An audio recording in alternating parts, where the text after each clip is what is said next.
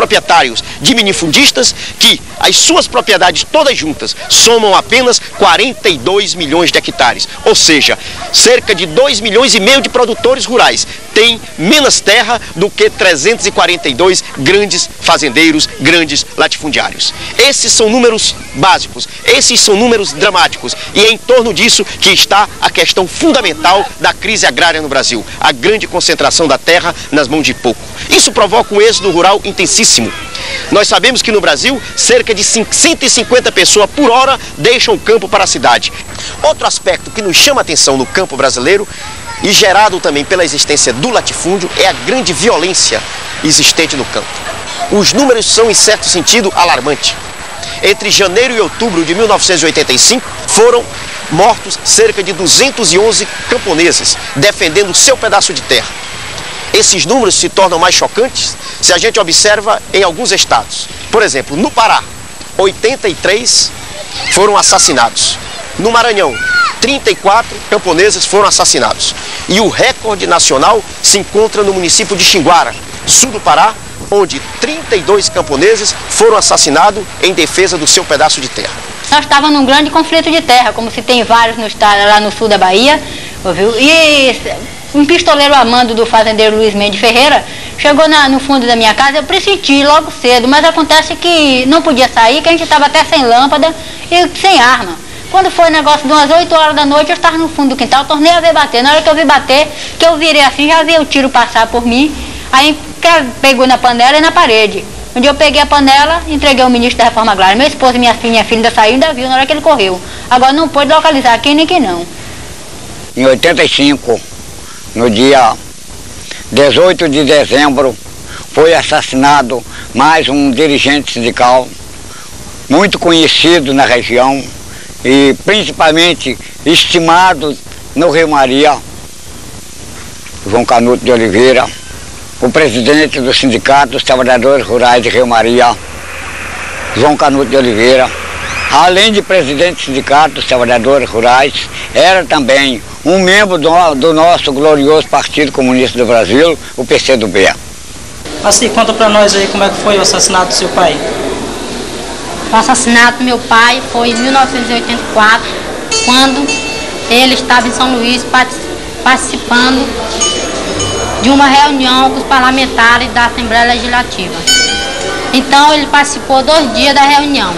À volta, quando ele chegava perto de casa, de 50 metros, foi assassinado covardemente por pistoleiros a mando de grileiros e latifundiários dessa região. Queremos a reforma agrária para ver se adquirimos a terra, para dar o pão de cada dia, para dar de comer, para dar o pão de cada dia. Queremos a reforma agrária para ver se nós adquirimos a terra para dar o pão de cada dia e dar de comer também ao rico, à justiça, a todo mundo. Como também damos de comer até os objetos, os ratos, as formigas, os pássaros, tudo como a nossa custa. Reforma agrária, do nosso ponto de vista, do ponto de vista dos comunistas, do Partido Comunista do Brasil, é, antes de mais nada, terra para quem nela trabalha. É a transformação desses grandes latifúndios, é a transformação dessas grandes fazendas em propriedades dos camponeses sem terra ou com pouca terra e que a transformarão de terras improdutivas em terras produtivas. Reforma agrária, além da distribuição da terra, é também a criação de condições mínimas de trabalho para o homem do campo. Que exista crédito, que exista assistência técnica, que seja criada uma malha de estradas adequada ao escoamento da produção. Em síntese, que seja, juntamente com a distribuição da terra, criada uma infraestrutura que permita não só que haja produção, mas que ela chegue nos grandes centros consumidores e que, dessa maneira, possam baixar os preços dos produtos na cidade e corretamente remunerar o camponês no seu trabalho no campo. Além disso, reforma agrária significa também a dinamização do mercado interno em nosso país. Com a realização de uma reforma agrária profunda, sem dúvida nenhuma, nós transformaremos milhões e milhões de camponeses, que até o momento são verdadeiros párias da sociedade, em cidadãos produtores, em cidadãos socialmente integrados na vida nacional e economicamente produtivos e politicamente progressistas. Nesse sentido, consideramos que o Plano Nacional de Reforma Agrária, assinado pelo Presidente da República, é um importante instrumento que facilita o avanço da luta pela reforma agrária. É claro que este plano tem limitações grandes e graves até. Em certo sentido, ele não se propõe a acabar de vez com o latifúndio. Em certo sentido, ele é um plano altamente concentrado nas decisões pela Presidência da República e o Palácio do Planalto.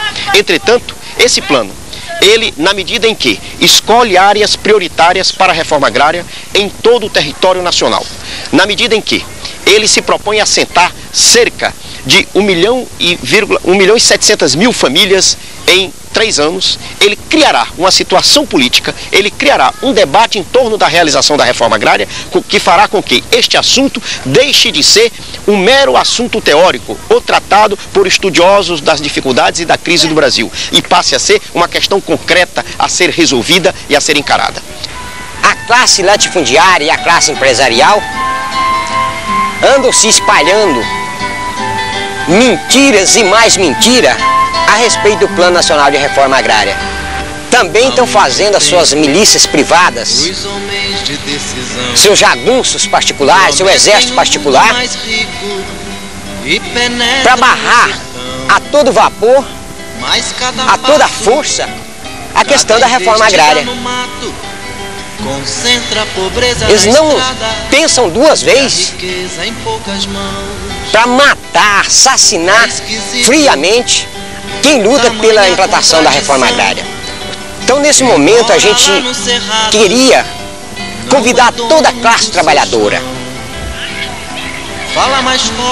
do Brasil para empunhar junto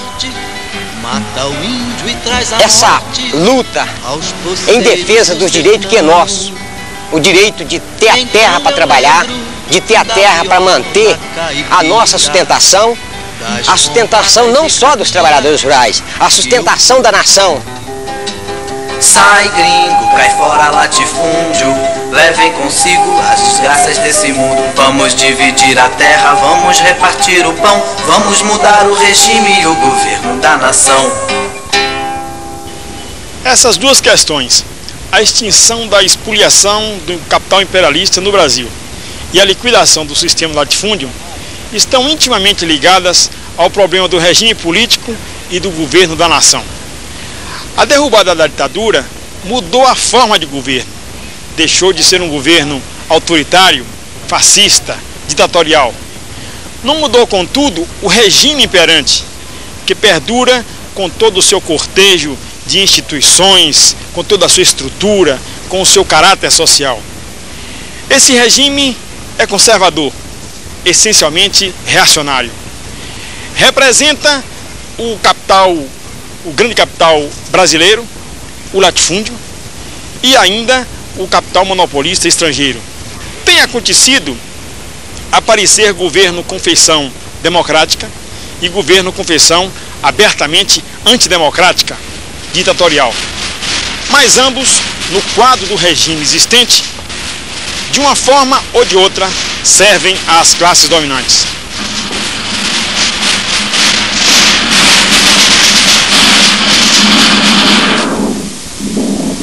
É costume se dizer que todo poder emana do povo, mas a verdade é bem outra.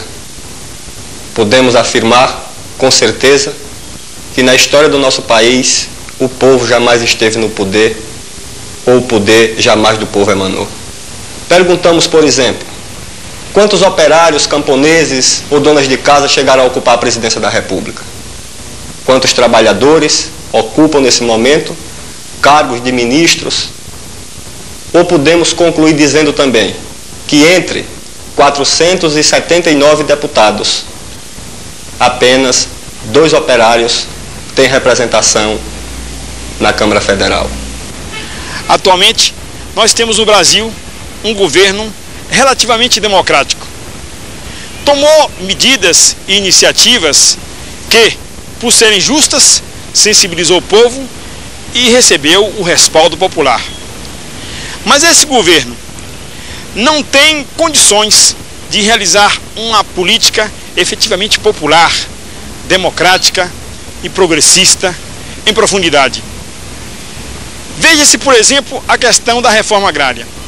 O governo elaborou um projeto de reforma agrária mais ou menos avançado, o suficiente para provocar uma grande reação do latifúndio, que se mobilizou, que se articulou, que inclusive se armou e que ameaçou. Em decorrência, o governo teve que retirar o seu projeto avançado de reforma agrária e substituir por um outro, razoavelmente moderado, ou melhor, bastante moderado, que é o que está sendo trabalhado. Vejamos a questão do pacote econômico. Era necessário, sem dúvida alguma. Por um lado, golpeou em profundidade o capital especulador, acabando com a correção monetária. Congelou os preços dos produtos, o que respondeu à expectativa popular, que já não aguentava com a escalada dos preços a cada dia. Em 1976, o Pedro Luiz, meu filho, tinha 2 anos e nós começamos um grande abaixo-assinado contra a caristia pelo congelamento dos preços. Há mais de 10 anos se organizou o movimento contra a caristia, que organizou as donas de casa, os trabalhadores, os aposentados, e fizemos um grande abaixo-assinado com 1.300.000 assinaturas. Dona Maria, a panela tá vazia. Dona Maria, a panela tá vazia. Embola o pai, embola a mãe, embola a tia, embola a filha. Se embolou toda a família por causa da caristia. Esse abaixo-assinado foi levado em Brasília, mas como era o tempo da ditadura, que os militares estavam no governo, ninguém quis nos ouvir.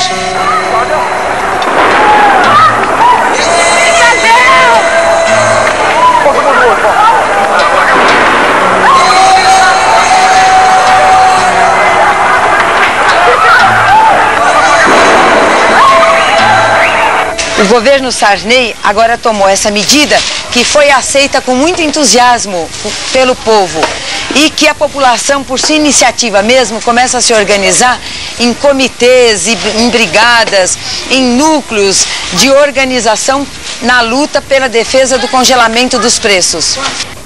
Diversos setores populares se mobilizaram no sentido de fiscalizar o abuso da remarcação dos preços. E o nosso partido, o Partido Comunista do Brasil, também manifestou apoio, embora com muitas restrições, e salientando o caráter limitado e transitório dessa medida. Contudo, a maneira de se enfrentar a inflação sem atingir o alto grau, os altos privilégios de que gozam os ricos do país, sem golpear a taxa de juros elevada dos bancos e, sobretudo, sem tocar nem de leve no pagamento da dívida externa, que esta sim é a causa principal da nossa inflação, esta maneira de se enfrentar a inflação é uma maneira muito limitada, que não corresponde às necessidades do país e que está fadada a levar a um resultado prejudicial ao povo a médio prazo. Por isso, nós achamos que, sob o regime atual, não se tem condições de acabar com a espoliação do capital estrangeiro e não se extinguirá o sistema do latifúndio.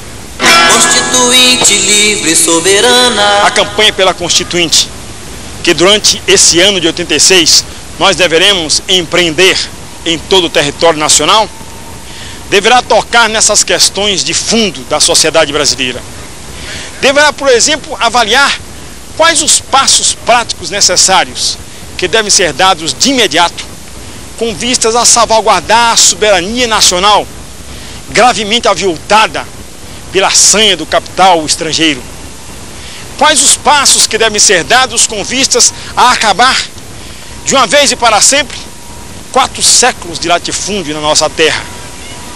Deverá investigar quais as medidas que devem ser feitas para se extinguir essa prática do militarismo em nossa terra, definindo, por exemplo, com precisão, o papel das Forças Armadas, que deve ser o de guarnecer as fronteiras da pátria e não se imiscuir na política nacional, sobretudo através de golpes militares.